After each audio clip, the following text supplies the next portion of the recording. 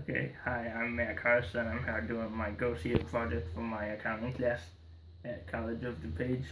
I'm here with my uncle Bob, who is currently the executive vice president at DePaul University, and before that he was the finance vice president of finance, and before that he was the treasurer, and then before that he was the controller, and then before that he was the assistant controller.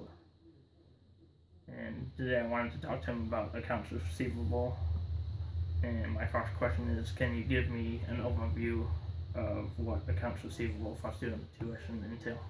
Yeah, Matt, the account basically collects student transactions, financial transactions. So for example, when a student registers for class, we would record that as part of their balance. It also is used to record any financial aid that's awarded, and it also collects any cash payments or collections that we make against the student's account.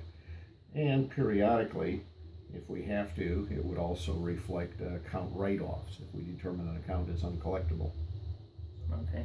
If a student has a grant or a scholarship, does that money still go into accounts receivable? Yes, it does. It gets credited in here as the money is awarded, so it becomes part of their student balance.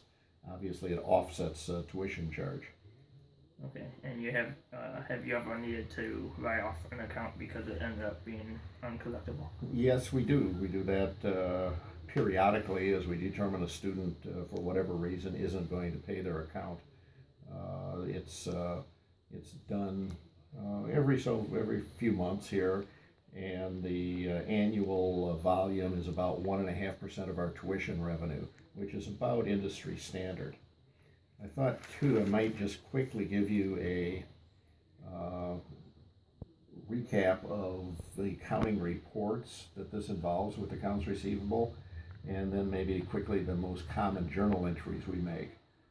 Key reports, the basic one is a once a month aging report that lists out every student's balance, typically either in order of how much they owe or in order of how old the balance is. We can, of course, this is an electronic report, so we can sort it for either purpose.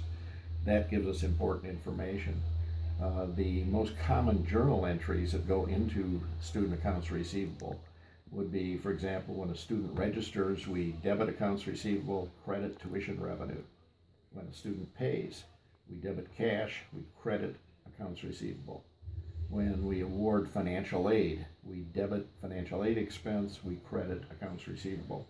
And when we unfortunately have to write off a balance, we debit bad debt reserve, which is a balance sheet account, and we credit accounts receivable. And that once a year or so adjustment of the bad debt reserve, we usually end up debiting bad debt expense to increase the reserve a bit, and then the credit would be to that balance sheet bad debt reserve account. Just to give you a feel too for what the volume is at DePaul, we have about $550 million of annual tuition, 25,000 students, 3 main academic terms. We've got automated systems handling most all of this that are managed by a staff of about 18 people. The name of the operation is Student Financial Accounts. Okay.